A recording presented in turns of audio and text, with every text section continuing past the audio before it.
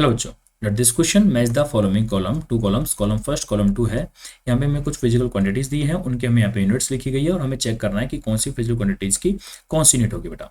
तो फर्स्ट हमें जो यहाँ पे दिया गया है, फर्स्ट हमें दिया है स्पेसिफिक हीट बेटा। स्पेसिफिक हीट का यूनिट क्या होगा? तो बेटा स्पेसिफिक हीट को हम किससे रिप्रेजेंट करते हैं? एस से रिप्रेजेंट करते हैं। इसका फॉर्मूला क्या होता है? Q upon M into delta T होता है। Q का मतलब हीट, हीट का मतलब जूल, M का मतलब किलोग्राम, टेम्परेचर का मतलब डिग्री सेल्सियस। तो जूल पर केजी डिग्री सेल्सियस, मतलब इसका यूनिट तो हमारे पास यहाँ पे ए का ऑप्शन तो Q से बिल्कुल मैच कर जाता है, क्योंकि किलोग्राम मास का यूनिट होता है और टेम्परेचर का जो यूनिट है वो डिग्री सेल्सियस होता है बेटा। अब कई बार आप कंफ्यूज यहाँ पे ये हो सकते हैं, वो भी मैं आपको यहाँ पे क्लियर कर दूँ कि कई बार स्टूडेंट ये सोचता है कि सर ये ऐसा यूनिट, ये ऐसा तो डिग्री सेल्सियस की जगह केल्विन भी तो आ सकता है ना। तो बेटा टेम्परेचर डिफरेंस है यहाँ पे, टेम्परेचर डिफरेंस डिग्री सेल्सियस में लिखो या केल्विन में लिखो, टेम्परेचर डिफरेंस हमेशा डिग्री सेल्सियस में भी वही होगा और केल्विन में भी वही होगा, वो दोनों में सेम होता है। तो अब डिग्री सेल्सियस लिखो, केल्विन लिखो, सेम होता है। हीट कैपेसिटी जो अगला ऑप्शन दिया है, अगला फिजिकल क्वांटिटी दी गई है, हीट कैपेसिटी की डायमेंशन पूछी गई है। तो हीट कैपेसिटी क्या होती है वो मैं बता देता हूँ आपको। हीट कैपेसिटी को हम हमेशा एमएस बोलते हैं। तो अगर एम से हम मल्टीप्लाई कर दूंगा तो फाइनली फॉर्मूला क्या बचेगा? क्यू अपॉन डेल्टा टी बचेगा। क्यू का यूनिट क्या होगा? जूल होगा, टेम्परेचर यूनिट डिग्री सेल्सियस होगा, तो जूल पर डिग्री सेल्सियस हो जाएगा। तो बी का ऑप्शन क्या हो जाएगा इसमें?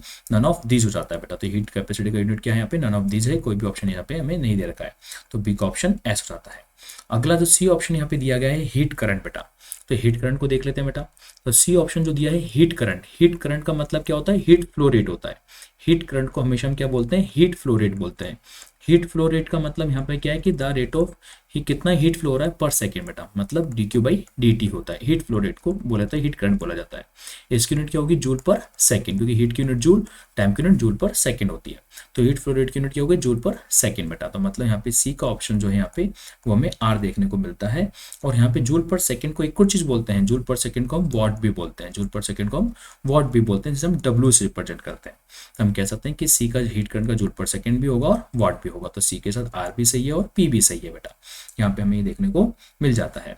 और लेटेंट हीट की बात करें, डी ऑप्शन की लेटेंट हीट की अगर बात करें तो लेटेंट हीट का यूनिट क्या होगा वो भी हम देख लेते हैं। तो लेटेंट हीट का जो फॉर्मूला होता है वो होता है क्यू बाई एम बेटा, क्यू बाई एम। तो क्यू होती है जूल और एम होता है किलोग्राम, तो जूल पर किलोग्राम लेटेंट हीट का यूनिट होगा।